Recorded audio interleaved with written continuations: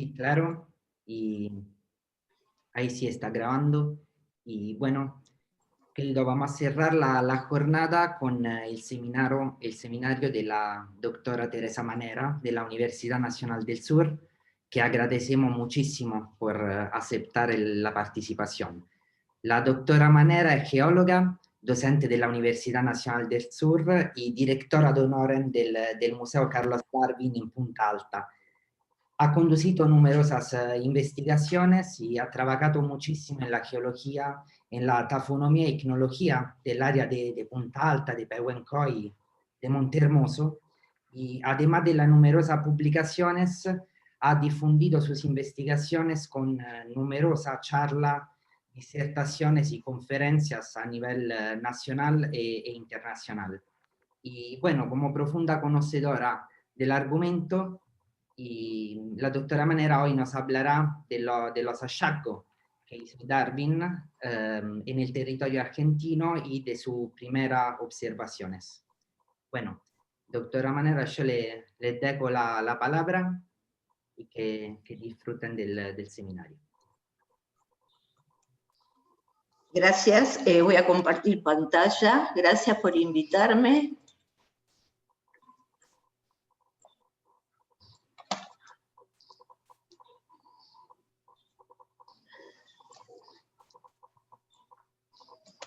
Bueno,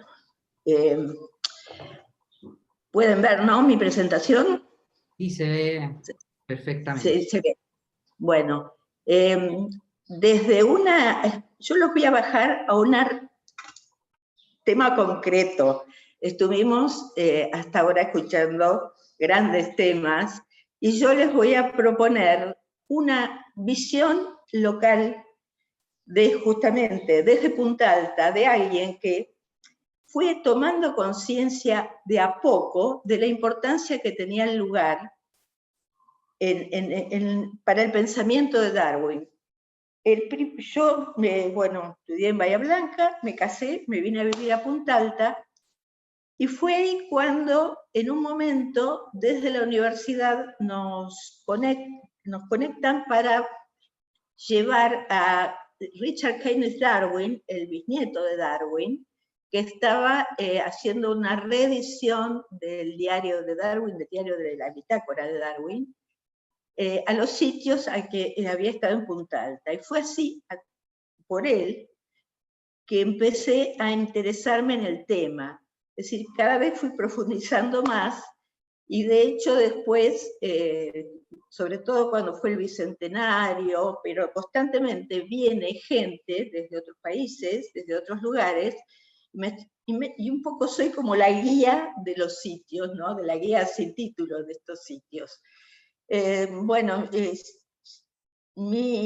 Acá tienen mi presentación con la imagen que les mostró Sergio de Earl. Earl fue el pintor del Big hasta después en 1832, después de haber estado en la zona de Punta Alta, cuando regresan a Montevideo, por cuestiones de salud deja el Big y lo reemplaza Martens. Y esta imagen, aparentemente fue una imagen hecha, no es oficial, hace pocos años que fue descubierta, puesta a la venta en Sotheby's, se pagaron como 60.000 libras por ella, y es como una historieta, como donde a la cárcel reafirma lo que vinieron diciendo, que en realidad a Darwin lo trataban con cariño, lo cargaban, pero no era que lo consideraban como algo molesto, sino que lo cargaban bastante. Incluso ahí hay una serie de diálogos, pero bueno, búsquenlos y lean cada uno de los cuadritos lo que dice.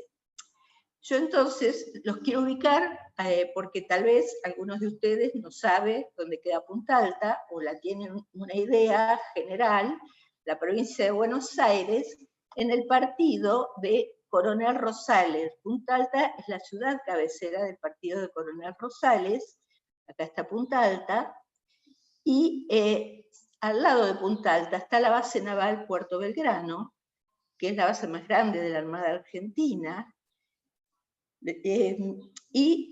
Sobre las costas de Coronel Rosales, que está sobre el estuario de la Bahía Blanca, que en un momento se decía la Bahía Blanca, la ría de Bahía Blanca, bueno, ahora el estuario de la Bahía Blanca es lo último que anotan los geógrafos,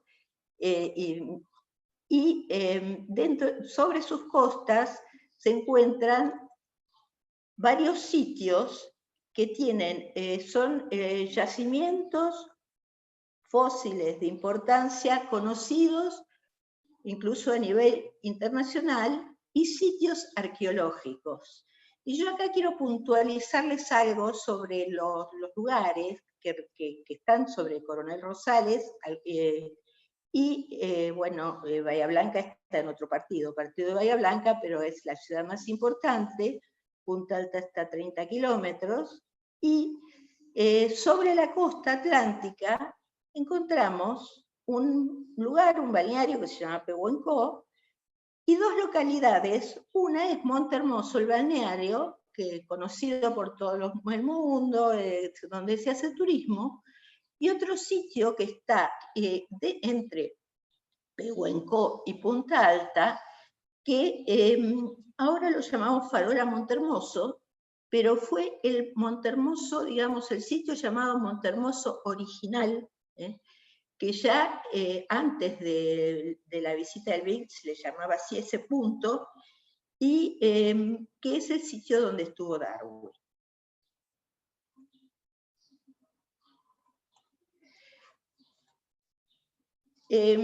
Cuando se organiza esta navegación del Big desde el almirantazgo, las órdenes que recibe Fitzroy es sobre lo que tenía que relevar, que hacer estudios más profundos, y pone, la investigación seria empieza al sur del Río de la Plata, en diferentes sitios, y el primero que le puntualizan es desde Montehermoso hasta Río Colorado, incluyendo la ensenada de la Bahía Blanca, de las cuales tenemos una serie de mapas que no coinciden nada más que en el nombre. Entonces, la tarea de Fitzroy empezaba, digamos, más detallada en este lugar. Darwin, es decir, para aclarar, yo creo que la mayoría de ustedes están en el tema, lo saben, pero algunos por ahí no lo tienen tan claro. Darwin estuvo en la Bahía Blanca 2 veces, en 1832 y en 1833. En 1832 estuvo desde el 6 de septiembre hasta el 19 de octubre, es decir, 45 días. Habían llegado desde Montevideo, es decir, que todavía no habían estado en territorio argentino, habían hecho un intento de ir de Montevideo a Buenos Aires a comprar mapas, y cuando estaban entrando al puerto de Buenos Aires, los guardias lo confundió con unos piratas y lo empezaron a tirar cañonazos. Entonces volvieron a Montevideo y después hicieron el viaje hasta la Bahía Blanca, de donde hacen sus trabajos y regresan a Montevideo. Y el otro año que Darwin y Fitzroy, ¿no?, están en el lugar, es en 1833, desde el 17 de agosto hasta el 8 de septiembre, son 22 días, procediendo de Patagones, y es donde regresa a caballo Darwin hacia Buenos Aires. Es decir, que en total en la región de la Bahía Blanca estuvo 65 días. Y bueno, y entre medio un montón de sitios, entre ellos las Malvinas. Bueno.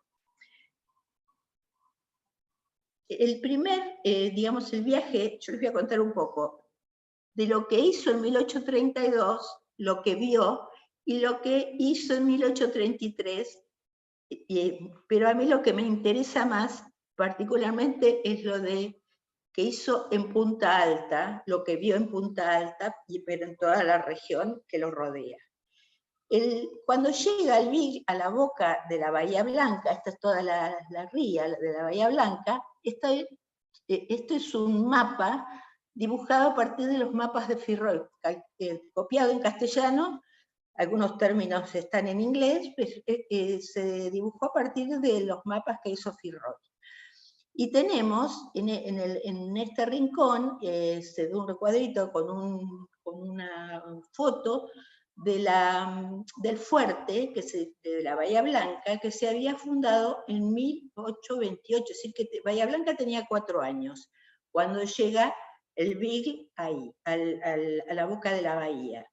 Y a la entrada, justo donde está la que yo le llamo la farola Montehermoso, el Beagle se detiene porque el que conoce este estuario sabe que está lleno de bancos de arena, de barro, es muy compleja la navegación. Ahora, cuando tienen que entrar los barcos al puerto de Bahía Blanca o al puerto militar, generalmente tienen prácticos que navegan entre estos bancos, ¿no?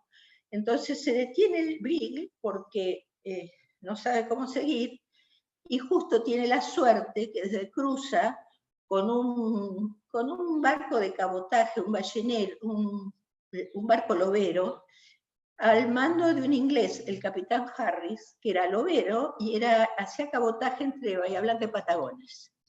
Entonces los guía hacia un apostadero más adentro de la ría, que actualmente sería el lugar que le llamamos base baterías, que está, digamos, entre Punta Alta hacia afuera de la ría.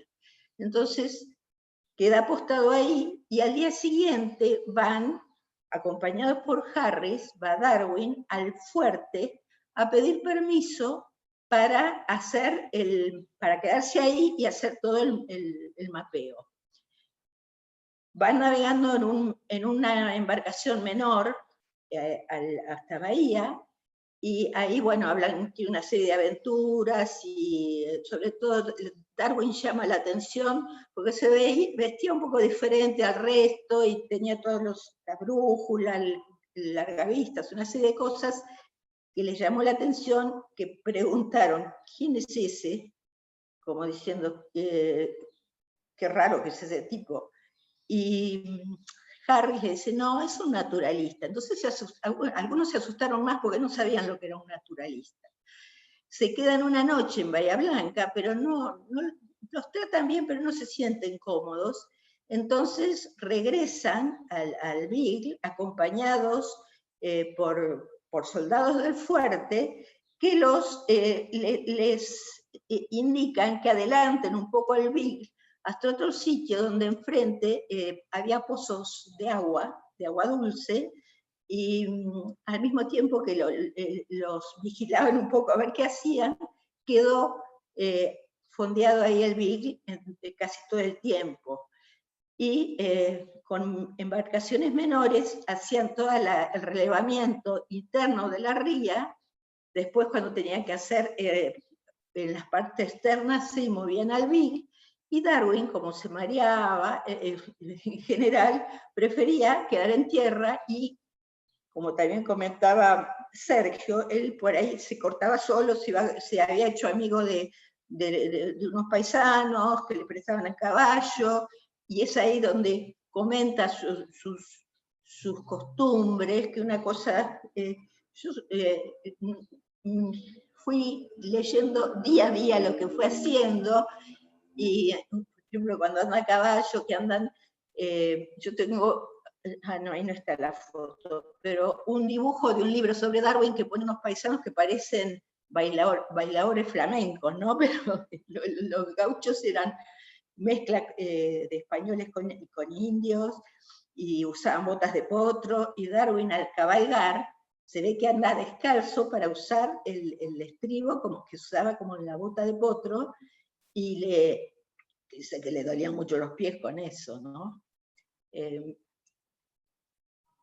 lugar donde anclaron actualmente se llama Punta Ancla. Punta Ancla por el ancla del Beagle. Anchorstock Hill, la colina de la punta del ancla. Sé que en el diario Firroy comenta algo que le pasó al ancla, pero no me acuerdo. Pero el sitio quedó hasta actualmente ese nombre, Punta Ancla, que está en zona militar, pero que en verano se utiliza como balneario para todo el mundo, ¿no?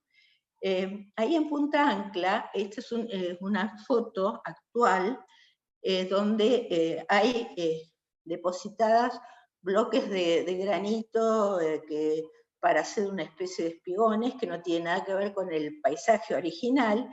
Al fondo se ve la base de batería con una plantación de eucaliptus y en esta esquina se ve un médano un poco cortado. Y yo saqué del libro de Firroy las coordenadas del Punta Ancla y fui por la costa hasta un sitio que no pude seguir más porque ya estaba cortado por los militares, pero deduje que eso era el cerrito ese de Punta Ancla, ¿no? Y si uno imagina, y Darwin, como el Beagle estaba anclado acá enfrente, Darwin bajaba, recorría y caminaba mucho tierra adentro. Entonces, esto que les muestro es sacado de alguno de los apuntes de Darwin, como desde la costa hacia tierra adentro y las lomitas que pone con K son médanos, con zonas de interduna y planicie Tosca. La planicie de Tosca está como a 2 o 3 kilómetros, es decir, que ha caminado mucho, ¿no? Y yo hice un juego de imaginación suponiendo que esto era el médano de Punta Ancla, en esta foto que saqué más adentro, que hay unas elevaciones, unos médanos que se ven ahí, podrían ser estos, y más adentro seguiría la planicie de Tosca mucho más adentro. Y en la costa, ¿qué hay ahora? Anclan los petroleros ahí, que descargan petróleo para un sitio que antes era de YPF y ahora tiene otro nombre. A mí lo que me gusta es comparar lo que vio Darwin con lo que estamos viendo nosotros. Y vemos, el Beagle no está, pero está el petrolero en el lugar que estaba el Beagle. En el medio, la foto del medio, está un poco modificado el paisaje, la vegetación del fondo es diferente, pero en la foto de la izquierda, vemos vegetación nativa, las dunas, exactamente lo que vio Darwin. Y él, no solo, él hacía observaciones de botánica, de zoología, es decir, era un naturalista. Y obviamente, entonces, desde esas caminatas que hacía desde el Beagle, va coleccionando plantas. La foto de la izquierda es del herbario de Darwin, que está en Cambridge, que yo hace unos años bajé un montón de fotos y ahora quise entrar, me parece que hay que pagar. Bueno, esta no salió nada. De vegetación actual, que ahora tenemos en el lugar, muchísimas, ¿no? Muchas plantas, algunas con el nombre que Darwin ya les había puesto, lo mantuvieron el nombre de género y especie, otros, como hacen los botánicos, le cambiaron el nombre, pero les quiero, el senecio candolianus, como le puso Darwin, luego se lo llamó Senecio leucopeplus. Este senecio, esta planta, se encontró en Sierra de la Ventana, que está a 100 kilómetros de donde estaba el Beagle, y se encontraron 3 plantas. Una bióloga que yo conozco quiso buscar más, se extinguió, es decir, no encontró más en ambientes naturales, sí la pudieron clonar, y ella decía sí, porque la encontró Darwin, lo vi en septiembre, el 21 de septiembre, o el 23 de septiembre, el 20 de septiembre llegó. Entonces no fue en Sierra de la Ventana, estaba en Punta Alta. Y esa planta la tiene que haber encontrado en esa planicie de adentro donde hizo el corte del topográfico. A veces recorrimos, nunca se encontró más, probablemente los animales que pastan ahora no fueron las condiciones ideales, o sí hay, y no lo vimos, y la bióloga que estudiaba esto dice que no me hablen más del senecio, ya tengo otro proyecto, y a mí me da pena porque realmente es un tema bueno, una planta que vio Darwin que ahora no se extinguió. Bueno, este era el dibujo que yo les decía que saqué de un libro que hace a los gauchos un poco tipo flamencos, ¿no? Pero la idea es que en esos momentos que estaba ahí Darwin en la zona de Punta Ancla, sale a caballo con los gauchos, describe las casas, cómo cazan, cómo en un momento que rodean un montón de animales, pero cazan uno o dos, es decir, de una manera de conservar la fauna, y también prueba de a ver si puede usar las boleadoras, no le sale, es ahí a donde anda a caballo con ellos, come peludo, come huevos de ñandú, y observa la fauna, sobre todo, bueno, la liebre patagónica, que había muchísimos, la come también, y dice que es muy rica, y el venado de las pampas, que dice que había tantos, y eran mansitos, que a veces cazaban uno, le pegaban un tiro para tenerlo para comida, y al resto no se espantaba. Estos animales, piense que son 180 y pico años, desde ese momento que estuvo Darwin, se extinguieron en la zona. La Mara sigue tal vez más al sur, en el más al sur de la provincia de Buenos Aires hay, pero en el venado de las Pampas quedan unos poquitos en la zona del San Borombón, ¿no? Y también bueno, hace un montón de observaciones de fauna, ¿no? Pero un tema interesante es el caso de que es el 8 de octubre de 1832, de una yarará. Y la observa y dice que para él tiene carácter, es el pasaje entre la víbora venenosa europea y la cascabel de Estados Unidos. Está haciendo lo que decía Sergio, que ya venía un poco metido en la cabeza con eso de los pasajes, y que tal vez Henslow le había, digamos, imbuido de cierta forma, pero esto lo anota, por eso es interesante, está anotado en el diario, cuando habla de marcaría el pasaje, la Botrus alternatus, la yarará, marcaría el pasaje entre estas dos características de esas dos víboras, que aparentemente no, después desde el punto de vista sistemático no están relacionadas, pero no importa eso, lo que importa es su pensamiento de ver esas transiciones, ¿no? Y ahora sí, vamos un poco más a la paleontología. El 22 de septiembre de 1832, Fitzroy lo invita a hacer una corta navegación en la lanchita que ellos tienen, hasta un lugar que se llamaba Punta Alta, que era un sitio donde había un médano muy alto, el más alto del lugar, y con un acantilado bajo de unos 2 o 3 metros que formaba un ángulo y que bordeaba a un brazo a un canal de agua salada, pero que el nombre previo al viaje del Big era Arroyo Pareja era un navegante, ¿no? Se le puso ese nombre antes, y entonces van a Punta Alta, y les quiero mostrar cómo está Pareja Creek, Punta Cigüeña, que existe todavía, Punta Ancla, y después dice Port Belgrano. En realidad,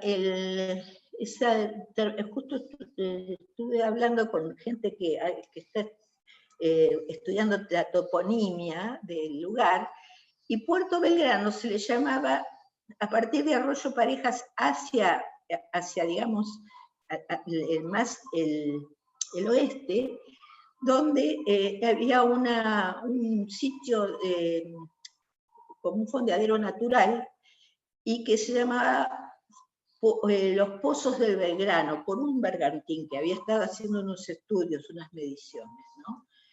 Actualmente la base naval de la Armada se llama Puerto Belgrano, pero no es este nombre que aparece acá, ¿no?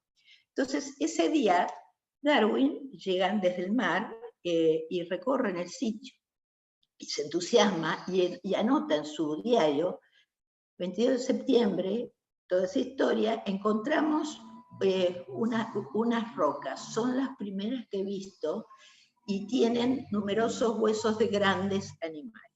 A partir de ahí, hace el primer hallazgo que al día siguiente encuentra un cráneo que dice que se parece a un rinoceronte, pero creo que es el caso de un cráneo de megaterio. Es interesante que él, que estaba muy fascinado con el megaterio, que tenía el rey de España y que él no podía ver, no lo había visto nunca, así que por ahí lo encontró y no lo reconocía. Entonces, en ese sitio hace un bosquejo que aparece en sus notas geológicas de las capas que encuentra, y de abajo hacia arriba encuentra un conglomerado con cantos rodados que estaban cementados con tosca y tenían muchos restos de grandes mamíferos fósiles.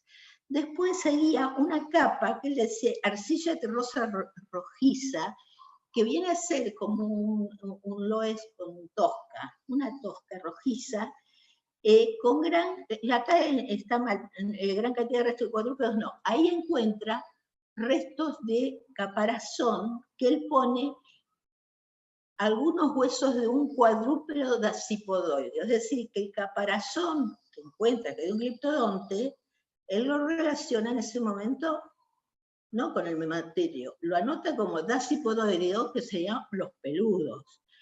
Sí, él pensaba que los megaterios tenían caparazón también, ¿no? Entonces se mezcla un poco, pero en la geología del viaje del Big lo anota así. Tanto en la parte inferior como la superior encuentra también conchillas. Acá abajo yo les puse conchillas de esas capas que han sido muy explotadas como material de construcción en Punta Alta. Bueno, esta foto está trucada porque no estaba Darwin, fue sacada después cuando se fue haciendo la base. Esa es la barranca de la Punta Alta, de donde Darwin saca de la capa esa de tosca, de arcilla con tosca o tosca arcillosa, saca los huesos de un gran animal con caparazón y hace lo que la gente dice, algunos estudiosos, de la relación de que no era que se habían extinguido y aparecieron nuevos, sino que había una relación entre los extinguidos y los existentes. Esto es uno de los temas que cuando estuvo Keynes me comentaba, que era este pensamiento era muy importante. El año pasado estuvo la gente del Museo de Ciencias Naturales de Londres, y también es para ellos esto, y además los hallazgos de Darwin en este lugar fueron muy importantes. Bueno, entre los fósiles que encuentra megaterio, Milodon, el Milodon darwini, un diente de caballo, Toxodon, encuentra, el primer hallazgo de Toxodon fue realizado acá. Era una mandíbula no muy bien conservada. Después Darwin, cuando en uno de sus regresos a Uruguay, a Montevideo, compra un cráneo que unos paisanos tenían, él cree que es de megaterio al principio. Pero la mandíbula y el cráneo, primeramente, Owen cuando describe la fauna de los fósiles de Darwin, describe con mucho detalle el cráneo de Uruguay, pero también habla de esta mandíbula. Bueno, y el celidoterio lo encuentra en 1833 y restos de caparazones de gliptodonte. Bueno, estos son los animales. Yo puse con celeste los que son primer hallazgo para la ciencia, y pueden llamar a algunos la atención que puse la macrauquenia. Lo que pasa es que Darwin colecciona un molar que no sabe de lo que es. Luego, cuando encuentran la macrauquenia y la describen, creo que Owen dicen, ese molar que era de punta alta, es de macrauquenia, o debe ser de macrauquenia. Y bueno, también encuentro un molar de Ecus, que en realidad es una de las pocas fósiles que nombran el origen de las especies cuando dice un Ecus del Plata, se refiere a este caballo. Bueno, estas son las conchillas, porque él encuentra mezcladas conchillas iguales a las que había en el mar actual con animales extinguidos. Estas son las conchillas actuales, que son las mismas que están en esas capas. Lo que pasa es que son capas más modernas, sobre todo la capa superior es del Holoceno, de hace unos 5.000 años, y probablemente hubo material removido y se mezcló, eso no lo sé. Otra de las observaciones de Darwin en estas costas es la presencia de unas varitas que son octocorales, colonias de octocorales, que la gente de acá de Punta Alta le llama la lombriz amarilla. Cuando uno toca la colonia es como una varita con los pólipos alrededor. Cuando uno lo toca se retrae y se mete adentro del barro. Es un limo arenoso la costa. Esta foto es antigua y yo quise ir hace 1 o 2 años a sacar más porque se veían bastantes, y desde que dragan la entrada al canal se tapó todo, y por lo menos en la costa, así que no pude acceder de forma, digamos, sin tener que navegar, no se ven. En las islas de enfrente probablemente existan, y Darwin decía que había tantas que parecía un campo de trigo. Por eso es otro, también a mí me gusta comparar cómo se fue modificando lo que vieron no hace tanto a partir de todas las que fuimos haciendo los humanos, ¿no? Y en 1833, es decir, ahí estuvo Darwin 43 días, con Fitzroy obviamente, de los cuales 41 estuvo en la zona de Punta Alta. Al lugar, a la barranca, una vez que descubrió, fue muchas veces, iba después en un momento que los barcos La Paz y La Liebre, que eran los que había rentado Fitzroy para que le ayuden a hacer las mediciones, que eran del inglés, Harris, hubo que hacerle unas reparaciones para ir hacia Río Negro. Lo sacaron, uno de ellos, uno de esos 2 barquitos, en Arroyo Pareja, entraron por el canal, hicieron un campamento, algunos, y Darwin se fue con ellos porque le quedaba más cerca de Punta Alta y seguía coleccionando fósiles, y sí, lo cargaban diciendo esas porquerías que traes a bordo, pero siempre desde un punto de vista amistoso y cariñoso, ¿no? Bueno, cuando en el año 1833 viene a caballo Darwin, llega a Bahía Blanca, y se queda en Bahía Blanca para organizar su viaje a Buenos Aires, donde pasa por la Sierra de la Ventana, toda la historia. Cuando llega, al día siguiente, se va con unos caballos que le prestan, y 1 o 2 gauchos que lo acompañan, a ver si estaba el Beagle ya en Punta Ancla. Llegan hasta cerca y no estaba. Entonces, cuando quieren regresar, se les hace de noche, porque tenían unos caballos muy viejos, muy estropeados, que se tenían que bajar del caballo para que el caballo no se canse, y se quedan durmiendo, y vuelven el día siguiente, que si bien era agosto, dice que hacía mucho calor, y los gauchos no llevaban agua, así que dice, se moría de sed. Bueno, vuelve a Bahía Blanca, entonces a los pocos días dice que se aburre que quiere ir a Punta Alta a buscar fósiles. Entonces se compra un caballo y va con, obviamente acá debía ir con Cavington, va con Cavington, que no estaba en 1832. En 1832 fue cuando regresa a Montevideo, probablemente que ahí lo contrata, pero en el primer viaje no estaba. Y cuando van, ahí sí llegan, ya con, tiene suficiente agua y comida, se queda una noche, empieza a llover, y ahí está lo que cuando la traducción en el viaje del Big, que es el, digamos, como un compendio entre el diario de viaje y sus libretas, habla de esa situación, que se levantan y ven las huellas de un puma. Eso sucede en 1833. Y bueno, se vuelven porque llueve, pero luego nuevamente va otra vez con su, y él les da órdenes a una o dos personas, uno sería Cavington, un ayudante, para que sigan sacando fósiles.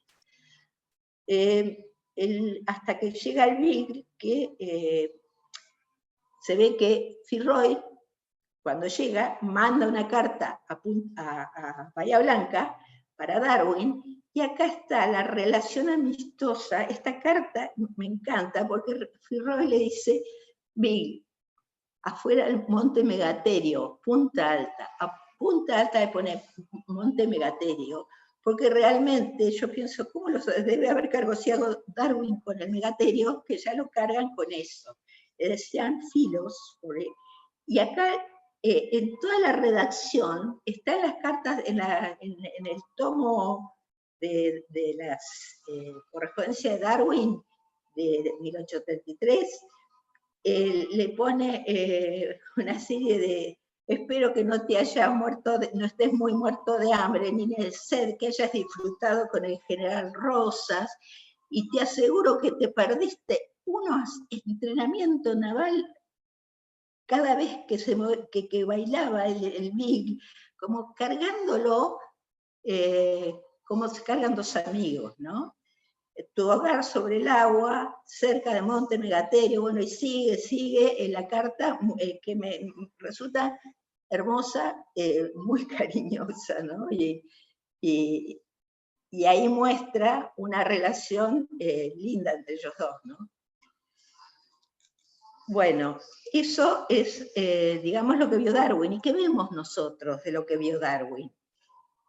La Punta Alta, esto está hecho sobre un mapa de Fitzroy. Ahí está Punta Alta, con todas sus barrancas, y Pareja Creek, que ahora nosotros le decimos Arroyo Parejas y Puerto Rosales. Ahí se construyó, yo creo que debe haber sido a principios de 1900, una especie de espigón, donde ahora en la punta hay un puerto, y acá hay lugares donde la gente va a pescar, a bañarse, y si uno desde del balneario Arroyo Pareja mira hacia la barranca, uno puede ver la base naval Puerto Belgrano, con vegetación, con eucaliptus, con grúas.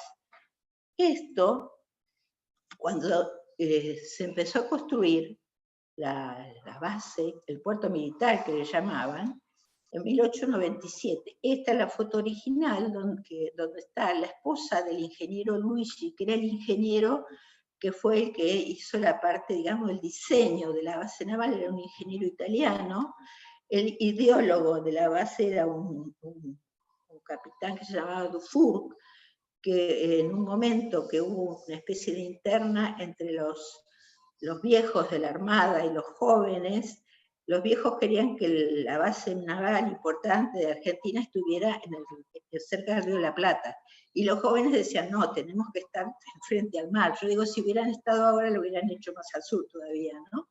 Pero bueno, gana la idea de Dufour, se contrata al ingeniero Luigi, y en las obras, en el pliego de condiciones de obras de puerto militar, hay muchas citas, pero yo copié una donde dice, tosca para taludes y piedras para escollera. La tosca y el conglomerado serán tomadas de la barranca o de la playa de la Punta Alta.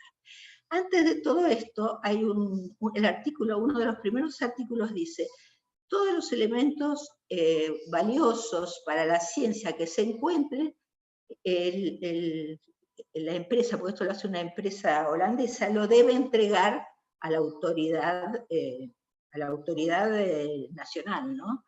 Así que mi duda es, ¿habrán encontrado fósiles que se los dieron a alguien y se perdieron? No sé si alguno de ustedes sabe esa parte, ¿no? Y esto es los precios de los diferentes tareas que tenían que hacer, y el conglomerado y tosca de Punta Alta, que eran provenientes de las excavaciones, es decir, que se sacaba de la barranca, tenía un sobreprecio, sobreprecio por 20 centavos cada tonelada. Así que ya había sobreprecios en ese momento. Esto está, no sé, lo escaneé de un plano original, esos azules, donde está la topografía original antes de hacer la base, hecho por el ingeniero Luigi, y donde se ve en este sector, acá está la punta, hay una punta, y hay el médano más alto que tenía 23 metros, esta es la punta alta, acá estaría la barranca, vean cómo se juntan las curvas de nivel, ahí están las barrancas, y después la costa llegaba acá y hacen una serie de perforaciones que tienen, que a partir de esas perforaciones hicieron muestreos, y después el lugar, en este lugar después se avanzó sobre el mar donde se construyó la parte del puerto militar. Esto es la primera construcción, eso le llaman la torre de señales, y esta casita era la casita del ingeniero Luigi, y actualmente está el diario de la Armada que se llama Gaceta Marinera. Y el sector de la derecha está como un parque, es decir, no se ve la barranca, pero está cubierta con derrumbes o sedimentos. Se ve que han sacado materiales, pero tenemos ahí abajo la barranca. Y eso siempre es mi gran... como estoy acá en Punta Alta, digo, tenemos que conseguir de poder en algún lado destapar y encontrar esa barranca, aunque sea para que sea un hito del lugar, un lugar de donde Darwin sacó sus primeros fósiles. Esta es la construcción actual. Acá está lo que yo les mostraba, que es todo un lugar sin construcciones, y esto es todas las dársenas donde van los barcos de la Armada. A partir de las perforaciones que hicieron en la época con Luigi, hacen un perfil, y en el perfil, bueno, ahí sería donde estarían ubicados el sitio, acá más o menos estaría el lugar ese que yo digo que ahí abajo se puede excavar, y esto sería mar más adentro. Pero una cosa interesante que se ve es que se puede hacer coincidir las capas de arriba de Luigi con lo que vio Darwin.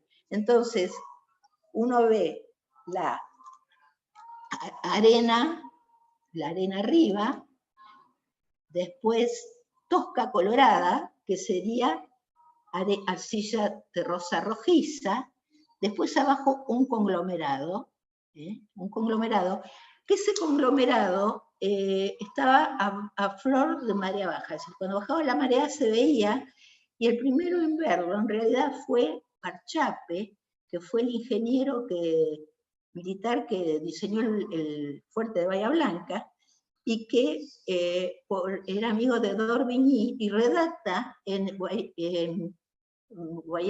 de América Meridional, hace ese capítulo, lo escribe Parchappe, y cuenta que pasa a caballo para ir a Arroyo Pareja, donde estaba el barco, y pasa por un conglomerado. Es decir, que es el primero en verlo. Y esto que les muestro acá es un corte ideal geológico que hizo el ingeniero Luigi para el capitán Dufour, hablándole de cómo iba a ser la forestación del puerto militar. Y lo que a mí me llamó la atención, esto lo conseguí hace poco, cómo dibuja muy sencillamente, sin distinción de capas, la arena de la parte superior, y cómo la capa de tosca, tierra greda o tosca, la hace ir hasta dentro del continente, que esto quedaría a unos 5 o 6 kilómetros la barranca, que la parte alta, digamos, no está dentro de Punta Alta, está todavía más hacia dentro del continente. Y eso nos alentó a pensar que encontramos en una cantera que está a unos 2 o 3 kilómetros de los lugares donde Darwin encontró los fósiles, empezamos a encontrar en una tosca, en un limo arcilloso rojizo con tosca, estamos empezando a encontrar fósiles, encontramos de équidos, pedacitos de proboscideo, algo de litopterno, dentro de la tosca, y en la parte de arriba de la tosca se explotó la conchilla con pedregullo, que sería, en cierta manera, no sé si es mi imaginación que quiere ver, que es más o menos del mismo perfil. Encontramos muchos fósiles, muchos sueltos, porque es una cantera que está explotando, pero sí también encontramos in situ, y presentamos que también nos colaboramos con Fernícola y con Laura Cruz y gente de Bahía, y Marcelo Zárate, para hacer un estudio de esto, y este año no pudimos hacer nada con la cuestión de la cuarentena. Pero mi idea es que tal vez se pueda correlacionar con la parte superior de lo que vio Darwin. Probablemente ahora, el año pasado, cuando estuvo Adrian Lister del Museo de Londres, lo llevamos a este lugar y habíamos quedado en hacer todo un proyecto de trabajo, hablamos con las autoridades navales, y este año, bueno, seguiremos, si Dios quiere, el año que viene. Esa es la parte, digamos, que a mí más me fascina. Después, el otro sitio que tuvo sobre nuestras costas Darwin fue en Montehermoso, donde está la farola, donde ahí sí fueron con el Beagle y bajaron porque Fitzroy quería hacer una marca, un landmark para verla desde la costa, para todos los navegantes. Hizo una pila de toscas de 2 metros de altura, 3 metros. Bueno, este es el paisaje de farola. Esto les va, seguro que mañana con Rodrigo Tomasini le va a hablar de esto. Cuando estuvo Darwin, en ese momento les dio de golpe vuelta el viento, y algunos botecitos volvieron a abrir. Darwin se quedó con un grupo muerto de frío 2 o 3 días, por eso le llamaron al sitio Starvation Point.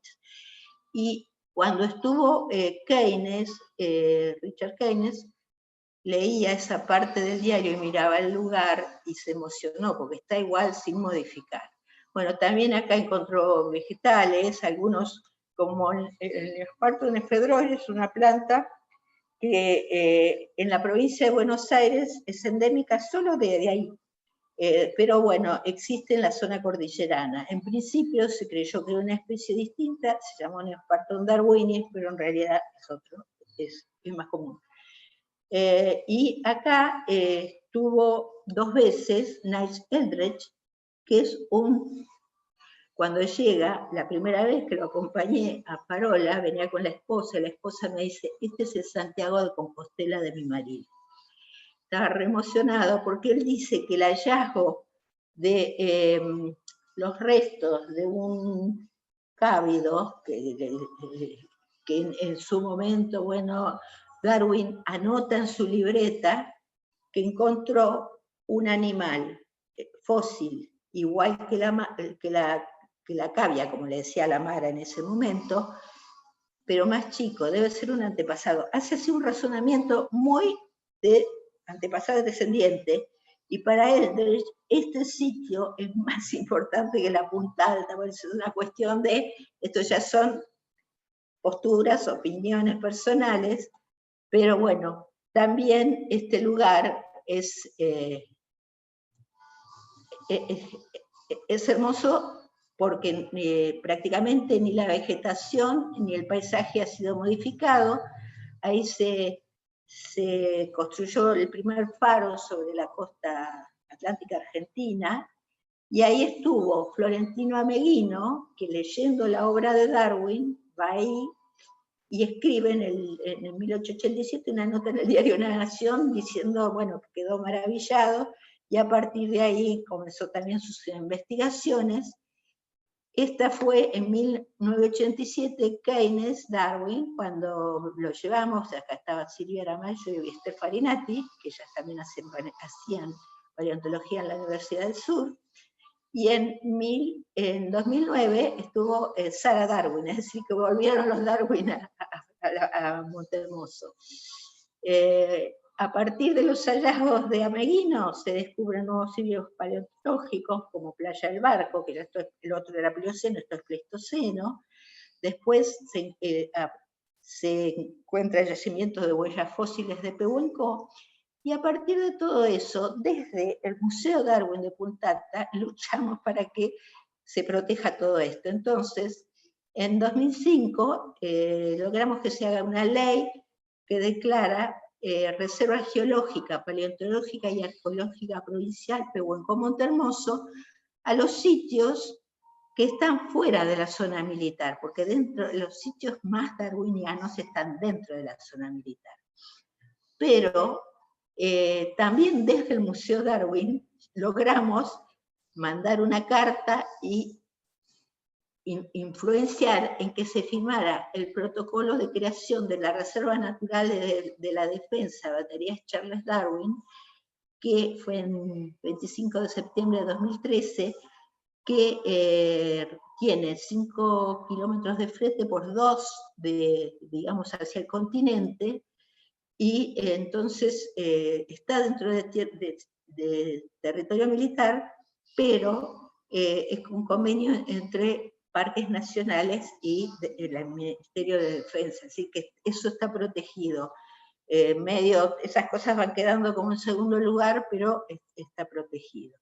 Así que todo eso, en cierta manera, fue Darwin el que dio el pelotazo inicial, y hasta nuestros días llegaron todo eso, toda una serie de investigaciones. De hecho, ahora que hablan de tafonomía, Rodrigo Tomasini hizo su tesis con la tafonomía de los vertebrados del Plioceno de Parola Montehermoso.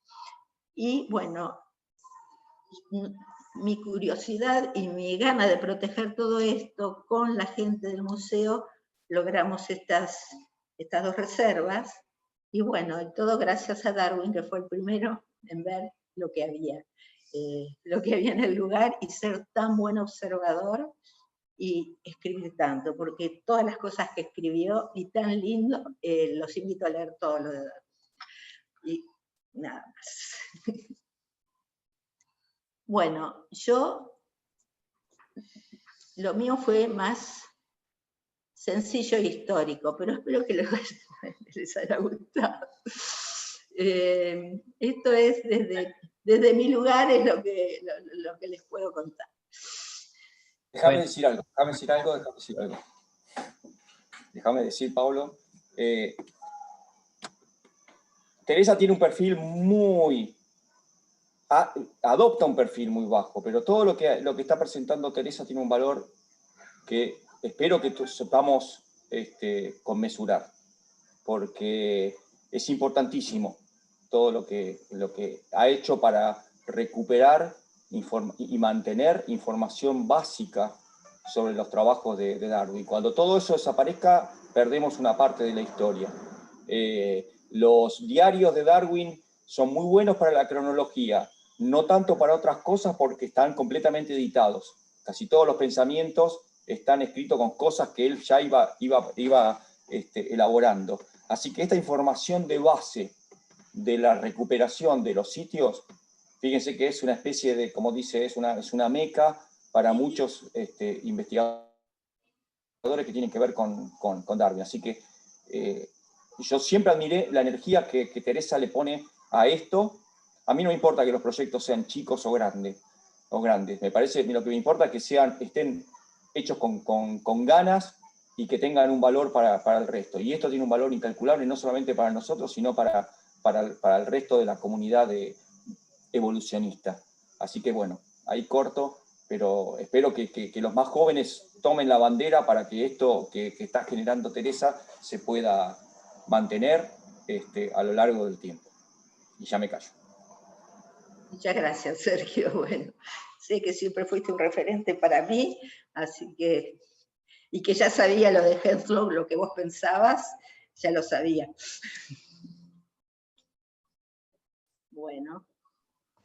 Si me permite, Teresa, aunque no nos conocemos en persona, yo te conozco desde hace muchos años también porque me dedico a estudiar huellas de vertebrados con Silvina de Balea acá en Argentina, y en España también me dediqué mucho tiempo, junto a Paolo, que también estudia huellas de vertebrados, así que te he leído durante muchos años, así que eso también me hace creer que te conozco en algo, porque uno leyendo los textos de otro también parece que le conocen algo, ¿no? Yo te quería agradecer que te hubieses unido a esta propuesta. Nosotros en clase hemos leído mucho sobre vos, hemos visto también la charla que diste en los seminarios de Bahía Blanca, la pudimos ver varias veces, y nos ha servido mucho para poder contextualizar todo el trabajo que hemos hecho en clase, y que mañana, en este horario, o un poquito antes, lo vamos a mostrar, y nos encantaría que lo vieses, porque en cierta manera lo que estamos haciendo es trabajar sobre el trabajo de otras personas en una materia, y pienso también que cuando uno trabaja sobre el trabajo de otras personas, en cierta manera le está haciendo un pequeño homenaje también. Y como decía Sergio, en este caso nosotros, hasta donde lleguemos, vamos a intentar que todo el trabajo de ustedes salga adelante, y que incluso se vea en las cátedras de otras universidades, ¿no? Yo lo que te quería preguntar, así de manera de curiosidad, y si quieres darme tu opinión, es si pudieses hacer lo que vos quisieras dentro del puerto Belgrano, en el sentido de una excavadora, explosivos, qué sé yo, ¿qué es lo que harías si quisieras hacer algo para intentar dar un pasito más en todo lo que has conseguido ya? De todas maneras, si sigo viva, lo voy a hacer. Ya teníamos el proyecto con Universidad del Sur, Armada, Museo de Londres, para primero comenzar estudiando los fósiles de la cantera, ver qué relación tenían, porque la gente del Museo de Londres, ellos estaban muy interesados en saber de dónde salió cada cosa que encontró Darwin, porque cuando en la guerra vieron que bombardearon el Museo de la Escuela de Cirujanos, se mezcló todo, y ellos lo que están haciendo es fluorescencia de rayos X, y hacen diagramas, y entonces le dan diferentes espectros según si son de Santa Fe o si son de Punta Alta, y muchos, de hecho, los de Farola Montermoso no tienen nada. Cuando vinieron Pip Brauer, vino la primera vez, vino a Farola a ver cómo eran los fósiles, para ver si tenían algo de ahí. Sí les quedó de Punta Alta, incluso vieron que están haciendo en la página que tienen los fósiles en 3D, hicieron una copia de la mandíbula de Milón Darwin y nos la regalaron cuando vinieron el año pasado, la tenemos en el museo. Yo haría una excavación cuidadosa, incluso hicimos un proyecto con la gente del archivo histórico, que también ellos investigan sobre la historia del lugar y sobre Darwin, y la idea es hacer una excavación hasta llegar a la barranca y hacer como una especie de museo subterráneo, después que dejar el paisaje como está. Pero además, también la idea es seguir investigando. Si esa cantera tiene fósiles iguales, tenemos todo abajo Punta Alta esa capa de Tosca. Así que ahora justamente tenemos un nuevo director geólogo en el museo, porque se jubiló el que estaba, que también era geólogo, y está muy entusiasmado con todo eso, que fue alumno, así que vamos a ver. Y el otro día, en toda la cuarentena no salí, pero me invitaron del Museo Naval, que tenía un aniversario, estaba el jefe de no sé, de algo importante, y le hablamos de el proyecto, a ver si lo podíamos seguir, dijo que sí, así que eso es muy complicado porque la Armada cambia cada 2 años, y uno tiene que hacer todas las relaciones nuevas para poder conseguir, poder entrar y todo eso, ¿no? Pero de a poquito se puede lograr. Y si no lo logro yo, lo lograrán los chicos que me siguen. Nosotros te queríamos proponer que si la pandemia va todo como esperamos a mucho mejor, el año que viene acercarnos con todos los estudiantes que han hecho el proyecto que vas a ver mañana, a conocer in situ, a conocerla a usted, el museo y las barrancas. Y bueno, ya Rodrigo también se nos ha ofrecido para hacer un asado grande, que dicen que Rodrigo hace muy buen asado, no sé si es cierto o no. No lo sé. Y bueno, si ustedes nos lo permiten, nosotros la idea es ir a conocerlos en persona y bueno, contarles Sí. lo que hemos hecho y la intención que teníamos con esto en la cátedra. Los 2 sitios necesitan permiso, pero eso no hay problema. Para entrar a la base, a la punta alta, que es simbólico, ¿no? Porque uno no ve nada, pero la barranca de Farola, que está igual, está dentro del terreno de la Armada, pero están haciendo una base para satélites, y la base General Belgrano, y tengo muy buena relación con el encargado, así que el año pasado que vinieron los ingleses, siempre pedimos permiso a la Armada, pero el que me lleva es el de la CONAE, que me lleva con su camioneta, todo, ¿no? Así que pedimos permiso en la CONAE y en la Armada y podemos Ver las huellas de Montehermoso, que no las conozco y me encantaría. Las de Pehuenco. Y no sé yo sé que hay varios estudiantes, aprovecho, sé que hay varios estudiantes que han visto todas las charlas de hoy, no sé, yo quiero como empujarles también a que si quieren decir algo, capaz que no quieren, pero por si acaso yo me gustaría como que medio darles pie a que comenten algo, a ver qué les ha parecido, no sé. ¿Alguno se anima? Hola, ¿qué tal? La verdad que las charlas hoy fueron, pero de primer nivel. Fue un lujo haber disfrutado de todas las exposiciones. Me llamó mucho la atención la última charla de Teresa, principalmente por la parte como de protección del patrimonio, la gestión, que es algo lo que a mí me interesa. Y justamente tenía una consulta con respecto a eso, si se han realizado estudios sobre el transporte, la extracción, el almacenamiento en el momento en que Darwin encontró los fósiles y cómo eso podría haber afectado, digamos, a los fósiles y cómo eso podría también servir para proteger, digamos, el patrimonio de los fósiles y el yacimiento. No, mirá, Darwin fue muy cuidadoso. Yo creo que si Darwin no sacaba los fósiles, no teníamos nada del lugar.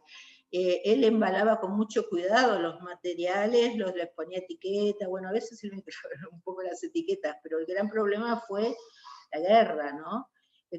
Incluso vieron que hay en la página del museo, hay un corte del megaterio, de la mandíbula del megaterio, y eso ya se hizo, en el libro de Owen está el corte.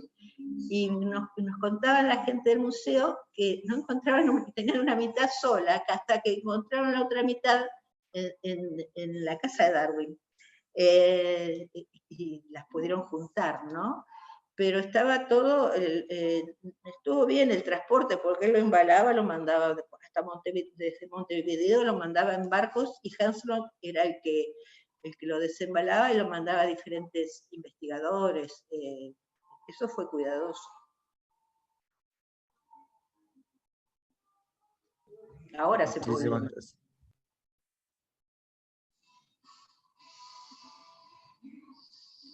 Sí, yo entiendo que aparte de lo de la guerra hubo un momento anterior donde hubo un poco de descontrol con el manejo de las colecciones, porque ya en 1865 se quejaban creo que era Flower, que lo sucedió a Owen, de que no encontraba los restos de Homalodotherium que había juntado Sullivan en 1845 en Santa Cruz. Ya había habido un poco de pérdida de material, pero sí coincido en que los métodos de Darwin, hasta donde yo sé, eran lo mejor del momento. Y más secundado por Firroy, que Firroy era súper detallista, tenía es ver todos los apéndices de sus diarios con los detalles, hasta los animales que cazaban para comer, quién lo cazaba, cuánto pesaba, que Darwin tenía una buena escuela que traía, pero también esa que lo tenía al lado, ¿no? No creo que eso haya sido el problema. Después cuando llegó, es otra historia. No, yo estoy de acuerdo. Firroy era obsesivo con todo. De hecho, perdió parte de su fortuna alquilando uno de estos barcos. O sea, el primer barco que alquiló, porque ellos tenían una misión de 2 años de cartografiar toda la costa, especialmente, como vos bien dijiste, de Buenos Aires o de Bahía Blanca para abajo, porque los mapas españoles no les servían. Por eso todo el tiempo tenían que volver a Río de Janeiro, a volver a calibrar los relojes para poder tomar las mediciones. Y ahí era cuando Darwin se quedaba ahí.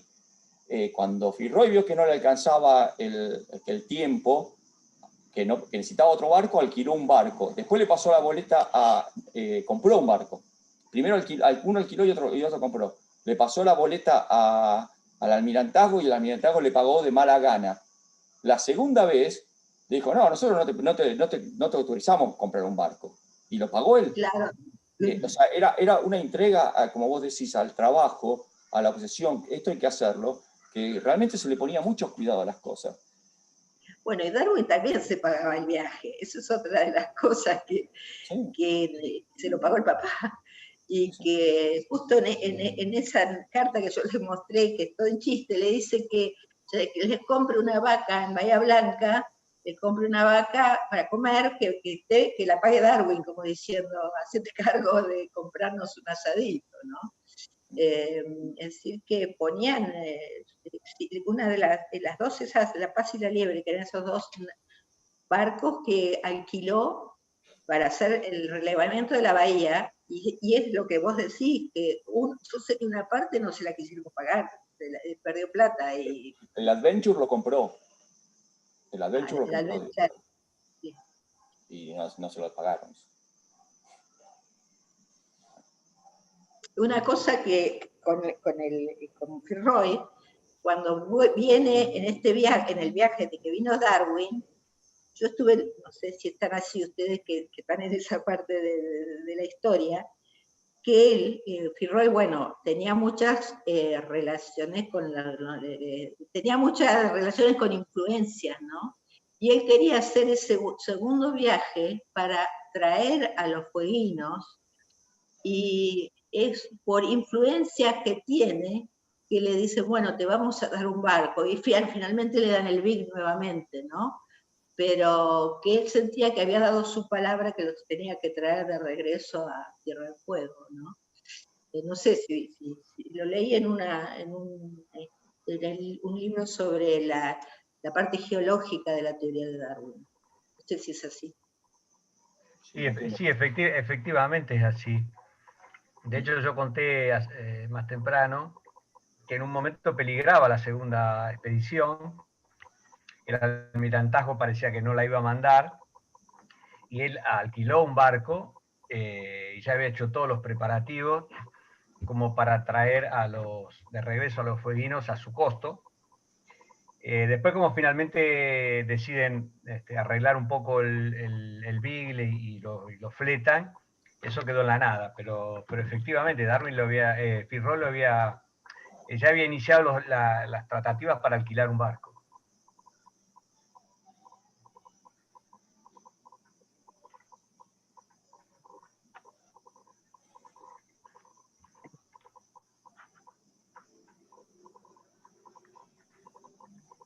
Bueno, yo tenía una pregunta para Sergio, que bueno, después se me ocurrió. Sergio nos ha mostrado un poco, digamos, a Eslo, ¿no? El personaje de Eslo. Nos ha mostrado cómo él, digamos, hace comentarios sobre Darwin. Tú en un momento, digamos, dijiste que como que antes del viaje, Darwin ya como que capaz estaba mastigando, ¿no? Por todo, digamos, estos conocimientos que estaba, digamos, absorbiendo. Darwin en ningún momento, digamos, menciona a Eslo como digamos, uno de las personas que probablemente afectó su pensamiento futuro sobre su teoría. En ningún momento lo menciona como... No, sí. ¿Sí? Sí, pues es que lo tiene como uno, digamos, sí, probablemente no en esos términos, pero sí lo tiene como su mentor como una de las personas más influyentes de su carrera.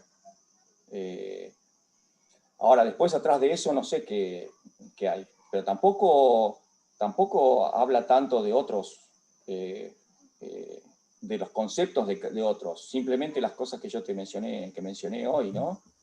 Es como que hay una forma, hay un punto en el que vos recordás que en aquella época la ciencia no se compartía. No es como ahora que todos los artículos son multiautorales.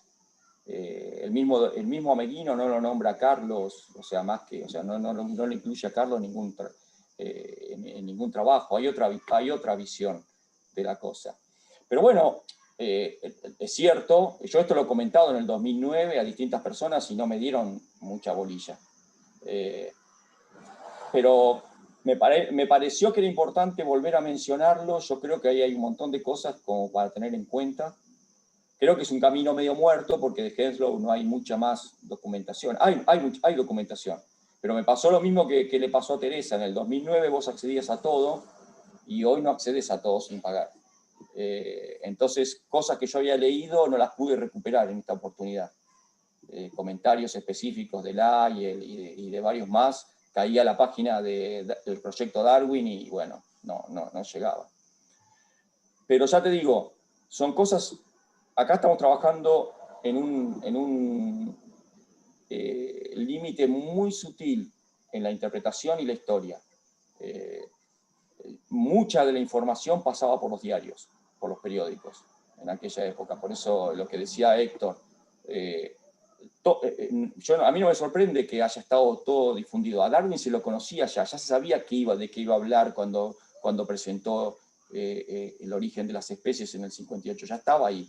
O sea, las cosas se comentaban y se publicaban en los diarios. Como saben bien los dinosauriólogos, sobre todo en la última parte del siglo XIX, Cope y Marsh publicaban, iban al telégrafo y mandaban desde el campo y eso se publicaba en el diario.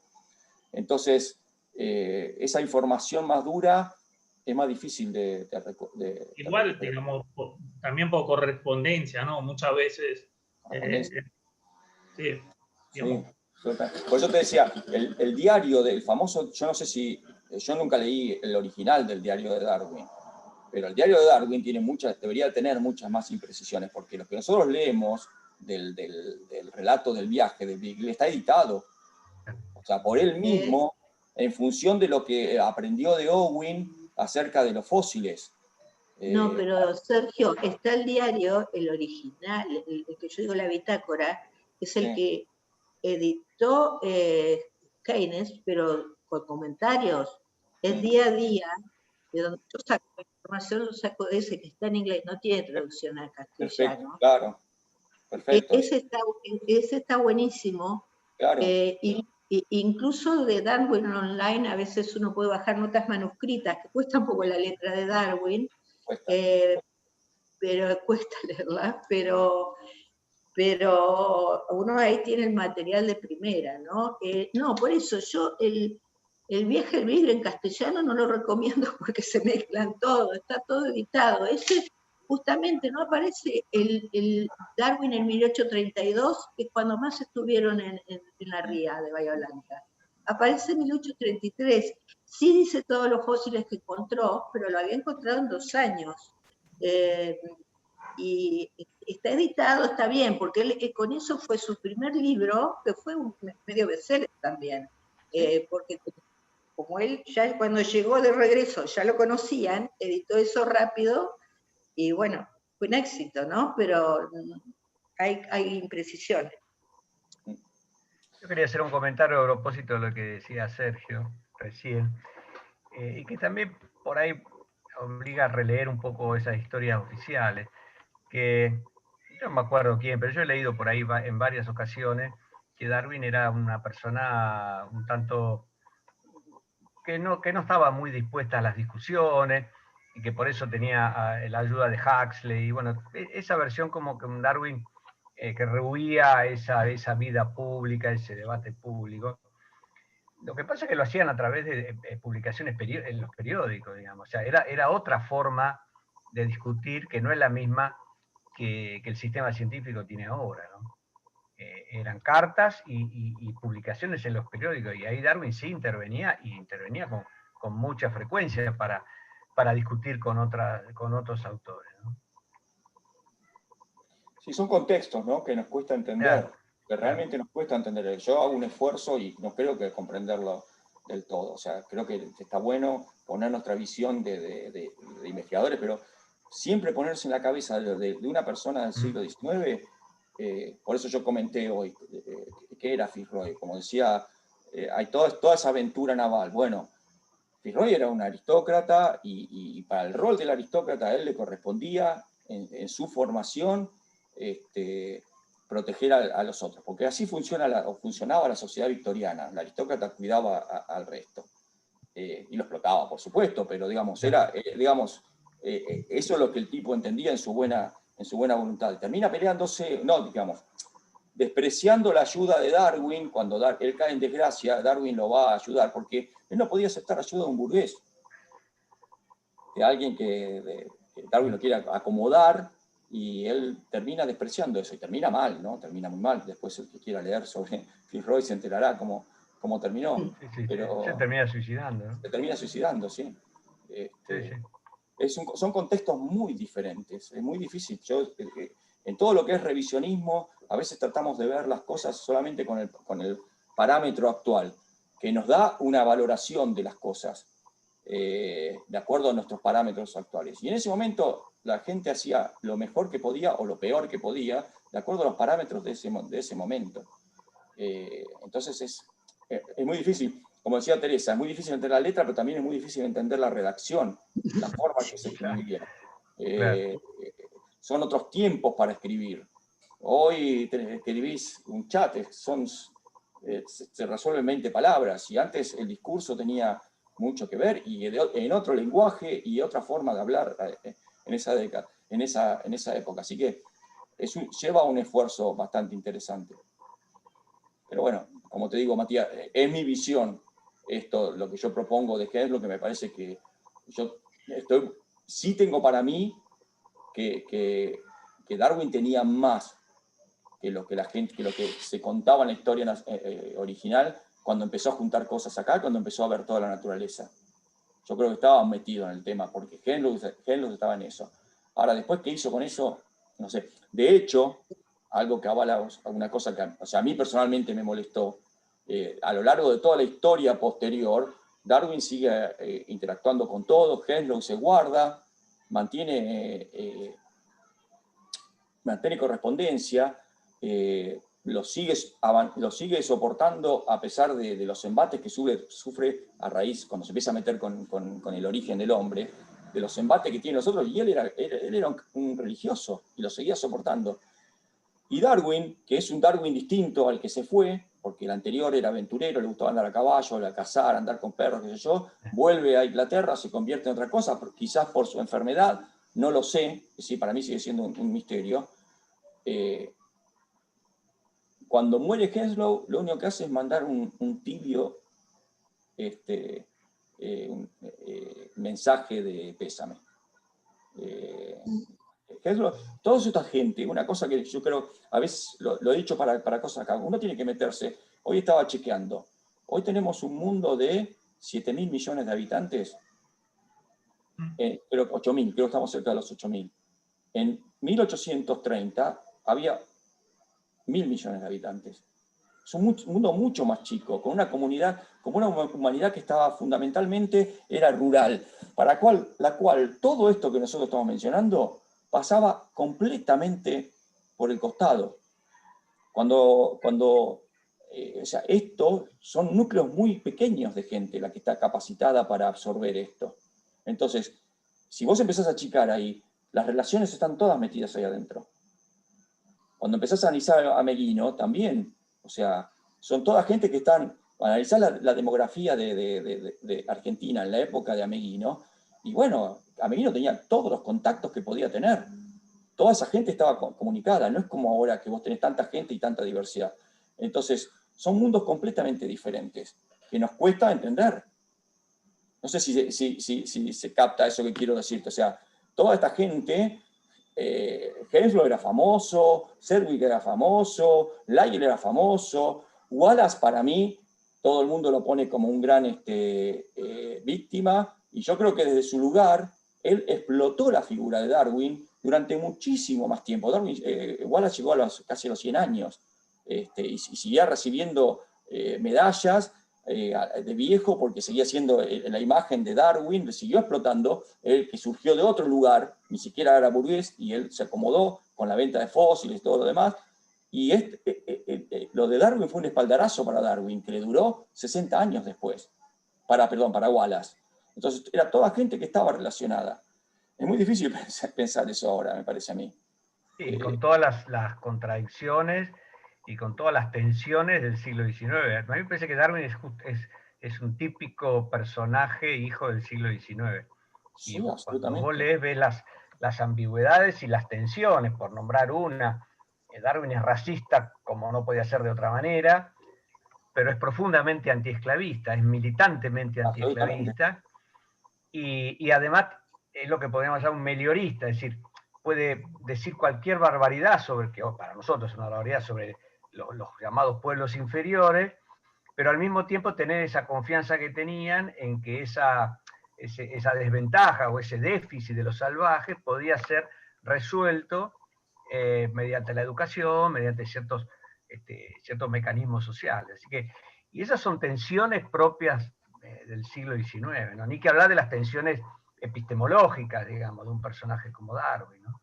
Que eso se nota en los enormes logros de su teoría y también en algunos elementos que es raro que haya caído en esas trampas inocentes quizás, ¿no? Y eso tiene que ver, me parece, con la mentalidad del siglo XIX. Es así, no hay manera de pensarlo de otra manera. Sí, y muchas de las evidencias que Darwin analizó están mal. Muchas de las cosas que propuso están mal. Después, sí, o sea, como dice mi amigo y colega Richard Kay, que tiene razón, pero por las razones incorrectas en muchos de los sentidos. Toxodon era un roedor para Darwin. Y el capibara era el intermediario entre los que hoy llamaríamos cabiomorfos y los toxodóntidos. Es otro mundo. Ni que hablar sobre la teoría de la herencia, que no había, y ensaya una serie de alternativas que terminan todas siendo desechadas, digamos, ¿no? Pero así es la ciencia. Yo creo que exacto, eso es lo rico de la ciencia y eso es lo que nosotros tenemos que entender, que así funciona. No esa cosa heroica de los manuales, digamos, que eso no existe, eso es una fantasía, nunca funciona así. Exacto, yo estoy completamente de acuerdo con eso. Claro. Bueno, yo creo que, primero quiero agradecer a Sergio, a Héctor, a Teresa por la disponibilidad, por la muy buena charla que nos dieron. Yo creo que como todos aprendimos un montón de cosas que no estaba totalmente, no conocía. Pero bueno, más allá de esto, le quiero agradecer a nombre de la Universidad de Río Negro, del Instituto. Bueno, obviamente mañana están invitados todos a las segundas jornadas. No sé, Ina, si quieres agregar algo más.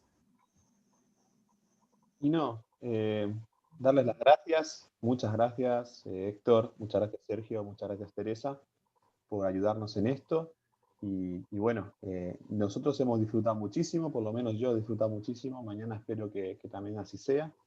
Mañana profundizaremos más en temas tafonómicos y bueno, les mostraremos qué es lo que hemos hecho durante la cursada este año en la cursada de tafonomía. Pero no, nada más, Mati. Bueno, muchísimas Bueno, gracias. Nos veremos mañana. Gracias. Gracias por todo. Sergio, Saludos. hasta mañana. Chao, Héctor, Hasta nos mañana. vemos. Chao. Chao, Teresa. Chao. Sergio. Chao, Un chao, abrazo. chao. Chao. Hasta luego.